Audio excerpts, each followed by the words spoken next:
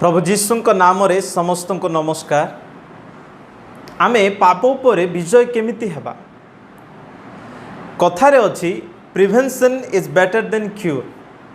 अर्थ रोगर चिकित्सा अपेक्षा प्रतिषेध भल अटे। ठीक से प्रकार आमर ख्रिस्टियन जीवन रे आमे पापरे पड़िबा पूर्वरु पाप को की प्रकार प्रतिरोध करि परिबा आम जीवन रे यह अति गुरुत्वपूर्ण अटे। जो माने पापर संघर्ष रे लड़ाई करुछंती एवं पाप उपरे विजय की प्रकार हेबा यह जदि सेमानकर हृदयर चिंता अटे तेबे एई वीडियो को देखंतु। कारण आज आपण मानकु मु चारोटी विषय को प्रकाश करिबी जो द्वारा आमे पाप उपरे विजय हे पारिबा। जहाँ मानकर ख्रिस्टियन जीवन रे पाप उपरे विजय हेबा पई गोटे प्रतिषेधक भाव में कार्य करे। सर्वप्रथम विषय ताहा होउची ईश्वरंकर पवित्र वाक्य। आपण जदि देखिबे गीत संहिता तार 119:11 पदरे गीत रचक दाऊद कहंती जे मु जेपरि तुम विरुद्ध रे पाप न करे एथिपाई तुमर वाक्य को मो हृदय रे संचय करी रखी अछि।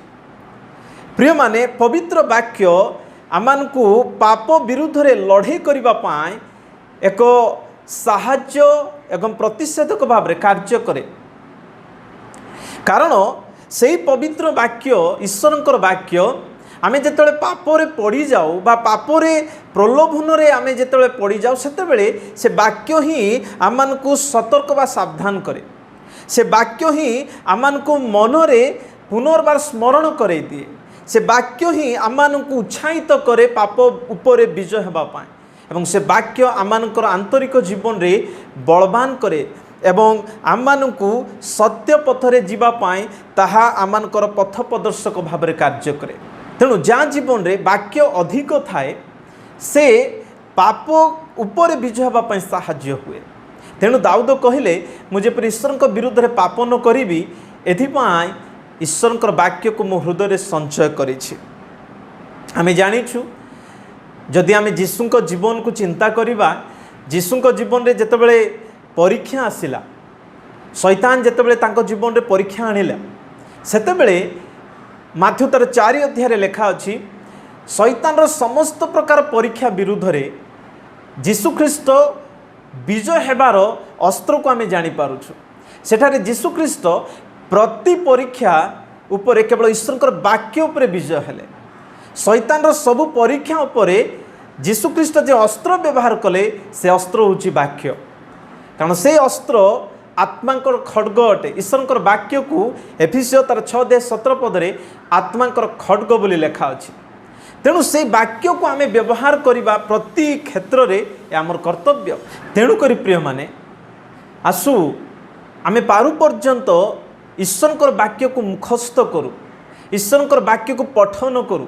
ईश्वरकर वाक्य को निजस्व करिबा पई चेष्टा करू एवं ईश्वरकर वाक्य को सबु बेले मन रे विचार करू चिंता करू कंसीडर करू एवं की प्रकार से वाक्य आमर दैनंदिन जीवन रो प्रति मुहूर्त रे प्रयोग करा जिवो सेथिपाई आमे अधिक चिंता करिबा आवश्यक अधिक सेही वाक्य उपरे ध्यान करिबा आवश्यक। जने महान प्रभुंकर दास कहंती एई जगतर वर्ल्ड रो सबुठु बेस्ट पुस्तक होची बाइबल एवं सबुठु बेस्ट स्थान होची आमर हृदय जोठी आमे वाक्य को रखि पारिबा एवं सबुठु बेस्ट रीजन काहे कि आमर हृदय रे में वाक्य को रखिबा दरकार कारण ताहा पापरु आमन को निवृत्त करे। तेणु अनेक कहंती जेतले आमे वाक्य को आज आमे बोहिबा दिन आसीबो से वाक्य आमन को बोहिबो जेतले आमे पापरे जेमति पड़ी न जिबा। तेणु प्रिय माने आसु से वाक्य को हृदय रे संचय करू।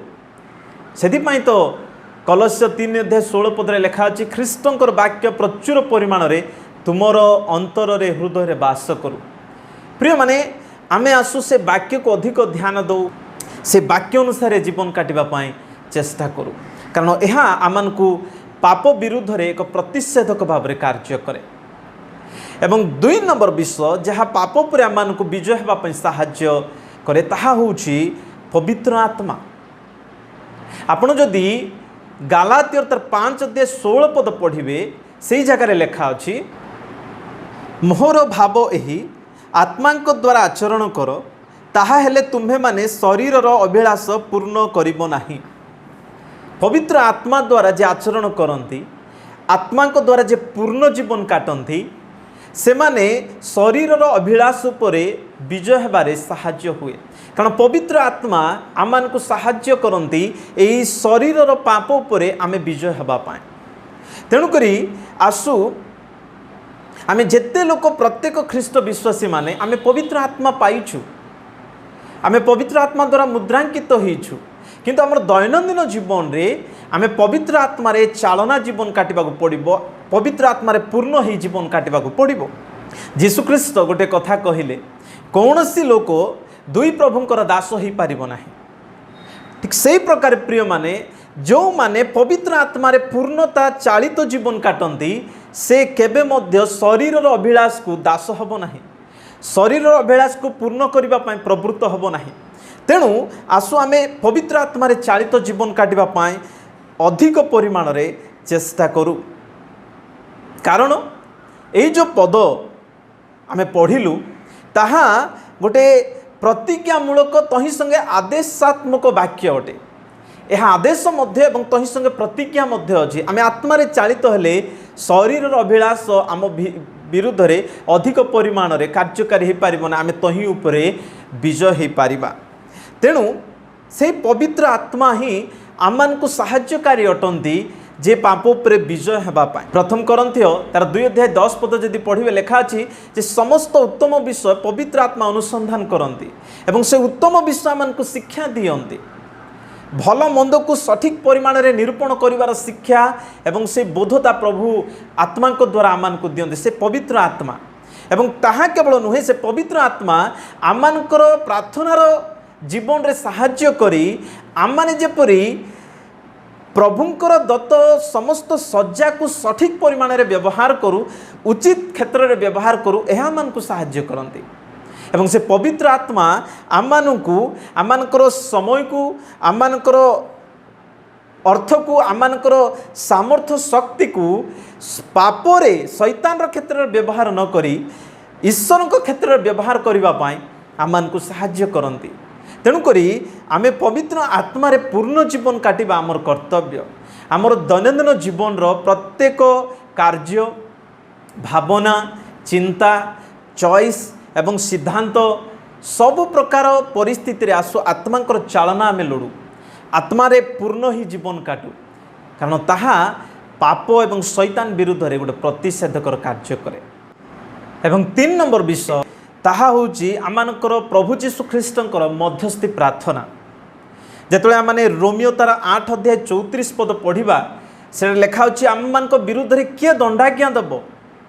कारण आम पाई जीशु ख्रीष्ट ईश्वरंकर दक्षिण पार्श्व रे आम पाई निवेदन करूछंती, से नित्य आम पाई प्रार्थना करूछंती। एब्री तार 7 अध्याय 25 पद रे लेखा होची नित्य जीशु आम निमंते निवेदन करूछंती।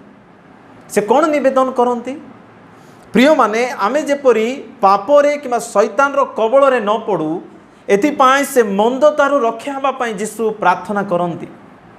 एवं तांकर प्रार्थना आमानक पाई अति जरूरी अटे। पाप उपरे विजय हवा पाई तांकर प्रार्थना अधिक गुरुत्वपूर्ण प्रभावशाली कार्य करे। तेणु आपण जदि देखिबे जेतेबेले शिष्य मान को चालुनी रे चलेबा पाई शैतान परमिशन पाइला सेतेबेले जीशु ख्रीष्ट कहिले लूक तार 22 अध्याय 32 पद रे भीतरंकु कहिले तुमर विश्वास जेपरि लोप न पाइबो एथिपाई मु प्रार्थना करि अछि। आपण जदि योहन 17 अध्याय 15 पद पढ़िबे विश्वासी माने जेमति मंदरु रक्षा पाइबे एथिपाई जीशु मध्यस्थ प्रार्थना कले। जीशु वर्तमान से चुप हे बसी नहां। प्रिय माने जीशु ख्रीष्ट आज भी आपनको पाई मो पाई प्रार्थना करूछंती आमे जेमती पाप उपरे विजय हेबा एवं ए मंदतारु रक्षा पाइबा जीशु सबुबले प्रार्थना करंती। पवित्र आत्मा ई जगत रे आमानकर साहाय्यकारी अटंती एवं जीशु ख्रीष्ट स्वर्ग रे थाई आमर सपक्षवादी अटंती। आम सपक्ष रे से प्रार्थना करूछंती। तेणु तांकर प्रार्थना आमानको एक नुआ बल एवं पाप मंदतारु उद्धार हबारे सबुठु अधिक गुरुत्वपूर्ण विषय साधन करुछि। प्रिय माने आज अनेक प्रकार विषय आम उद्धार पाउछु एथिपाई कारण आम जीशु प्रार्थना करुँच तेणु यही विषय को बोधता रखी आम बढ़िया निहाती आवश्यक। एवं चतुर्थ विषय जहाँ पाप पर आम विजय होगा साहाय्य करे ता हूँ आमर प्रार्थना। प्रिय माने जदिच जीशुख्रीष्ट आम प्रार्थना करुँच पवित्र आत्मा आम यही जगत मध्य साहाय्यकारी भाव में अच्छा एवं पवित्र वाक्य आम दि जाइए तथापि आम प्रार्थना करने निहाती आवश्यक। कारण परमेश्वर आम गोटे रोबोट कर बन ना जे रिमोट कंट्रोल रे से आम चलाइबे। से आम ज्ञान देइछंती, बुद्धि देइछंती, इच्छा देइछंती, इमोशन देइछंती। आमे जेपरी आत्मा द्वारा चालित हो प्रार्थनार सहकारी पाप को नहीं कोई पारिबा, पाप को विजय हो पारिबा यह प्रभु चाहती।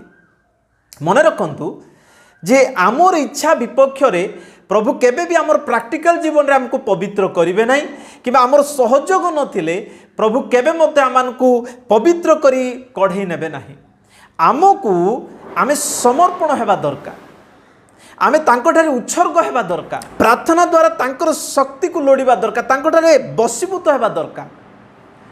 तेणु करी आपण जदि देखिबे जीशुख्रीष्ट गोटे प्रार्थना सिखाइले आमर दैनंदिन जीवन रे जीशु जो प्रार्थना सिखाइले से कहले माथ्यू तार 6:13 पद पढ़िबे से लेखा अछि परीक्षा रे आंभ मान को आण नाही मात्र मंदरु रक्षा कर। ए प्रार्थना प्रत्येक ख्रीष्ट विश्वासी आमे करू एवं डेली आमे करूचु प्रिय माने जे आमे जेमती मंदरु रक्षा पाइबा। एवं माथ्यू तार 26:41 पद रे मध्य जीशुख्रीष्ट कहले परीक्षा रे जेपरि न पड़ एति जागी रही प्रार्थना कर। प्रिय माने प्रति मुहूर्त रे जागी रही प्रार्थना करबा दरकार। आमे जेमती पापरे न पड़िबा, आमे जेमती परीक्षा रे न पड़िबा। एथिपाई आसु आमे प्रार्थना रे एकाग्र भाव रे निविष्ट चित्त ही लागी रहू। आमर दुर्बलता को प्रभु को जना, से दुर्बलता रे प्रभु आमान जेमती शक्ति देबे। प्रिय माने मन रखंतु आमे जेतेबेले पाप पर विजय हेबा पाए आमर समस्त दुर्बलता को नहीं प्रभु को ठारे जनाओ, तांको निकट समर्पण हो, से आमान को सब क्षेत्र में बल दियंती आउ विजय हेबा पई साहाय्य करंती। तेणु आमर प्रार्थनार जीवन अधिक गुरुत्वपूर्ण। तेणु आसु आमर जीवन रे आमे प्रार्थना करी आमर भूल अपराध को स्वीकार करि दो एवं जणे दो प्रभु मु ए क्षेत्र में भूल अच्छी, ए क्षेत्र में विजय हेबा को चाहूची आपण प्रभु को जनातु। कारण पापर सबुठु बड़ रेमेडी होउची आमर पाप को स्वीकार करदबा एवं प्रभु को ठार शक्ति मागिबा। देखिबे प्रभु आपण को तहिरे विजय हेबा पाए शक्ति देबे। गोटे कथा मन रखंतु प्रिय माने जे ए जगत रे जेतेबेले पर्यंत आमे अछु ए रक्त मांस शरीर थिबा पर्यंत ए पापर संघर्ष आम ठारे चली आम लाइफ टाइम पर्यंत ए संघर्ष चली। आज आम पाप पर विजय हो गलु तेणु आसंता काली किसी प्रॉब्लम ना एमिति भाविबा अनुचित। कारण प्रति मुहूर्त रे आमे गोटे संघर्ष रे अछु।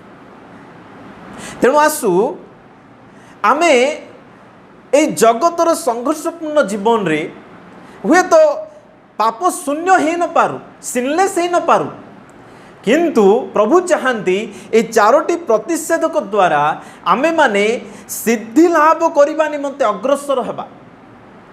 आमे दिन को दिन प्रिय माने पाप उपरे विजय हेबार एक प्रयास करिबा, सिद्धितार बढ़िबा, ख्रीष्टंक परि प्रतिमूर्ति रे गठन हेबा यह प्रभुंकर इच्छा अटे।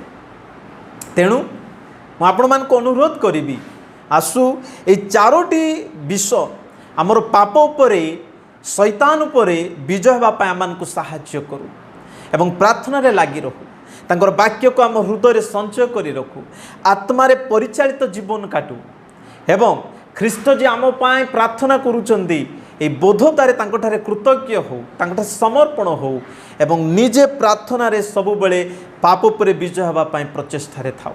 देखिबे प्रभु आपण को अनुग्रह करी दैनंदिन जीवन रे धीरे धीरे पाप उपरे विजय हेबा पय साहाय्य करिवे। ए वाक्य द्वारा प्रभु आपण को आशीर्वाद दियंतु एवं सिद्धि लाभ करिबा पय अग्रसर हेबारे आपण को उत्साहित करंतु। आमेन।